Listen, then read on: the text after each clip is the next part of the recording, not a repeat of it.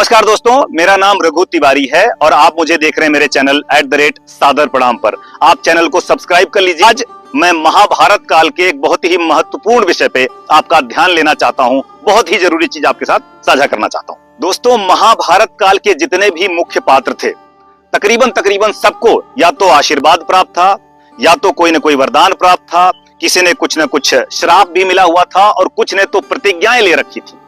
आज मैं आप सबके सामने दो ऐसी प्रतिज्ञाओं और दो ऐसे श्राप की बात करने वाला हूं जिनकी वजह से पूरे महाभारत की दशा और दिशा बदल गई थी।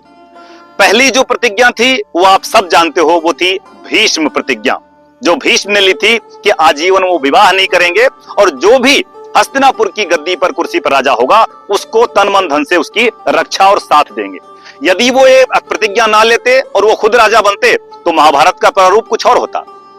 उसी समय पर दूसरी एक और प्रतिज्ञा ली थी और वो ली थी शकुनी ने। गांधार के जो राजकुमार थे शकुनी, जब उनकी बहन गांधारी का विवाह हस्तिनापुर के एक अंधे राजा धृतराष्ट्र से करा दिया गया और उसके मन में ये एक मलाल रह गया कि अपनी बहन की रक्षा नहीं कर पाया, उसका अच्छा विवाह नहीं कर पाया, तब उसने एक प्रतिज्ञा ली थी कि मैं हस्तिनापुर में रह के कुरु वंश का विनाश जब तक नहीं देख लूंगा तब तक मैं मरूंगा नहीं। और उसने पूरे षड्यंत्र किए कि कुरु वंश को आपस में लड़ाया जाए, उनका युद्ध कराया जाए और उसका विनाश कराया जाए। और अब बात करते हैं दो श्राप की। दो ऐसे श्राप पूरे महाभारत में जिनकी वजह से भी पूरे महाभारत का प्रारूप चेंज हो गया है। पहला श्राप था जो परशुराम जी ने कर्ण को दिया था।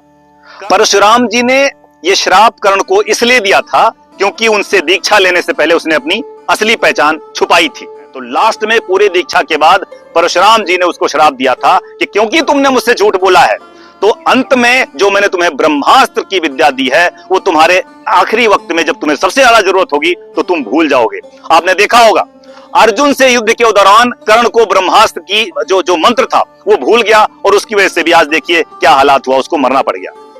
दूसरा श्राप दोस्तों जो था वो गांधारी ने भगवान कृष्ण को दिया था। पूरे महाभारत के बाद जब कृष्ण भगवान पूरे परिवार के साथ गांधारी माता से मिलने पहुंचे तो उनको प्रणाम किया तो बड़े दुखी मन से गांधारी ने उनको एक श्राप दिया था कि हे यदुवंशी श्री कृष्ण, तुम्हारे चक्कर में और तुम्हारे षड्यंत्र की वजह से मेरे 100 पुत्रों का विनाश हो गया है, मेरे पूरे कुरुवंश का विनाश हो गया, तो मैं तुम्हें श्राप देती हूं कि हे श्री कृष्ण तुम्हारे भी वंश का विनाश हो जाएगा। तो ये दो जो प्रतिज्ञाएं थी और जो दो श्राप थे दोस्तों, इनकी वजह से पूरा महाभारत किस मोड़ पर गया और उसमें क्या हुआ आप सबने बोला है, देखा है। राधे राधे।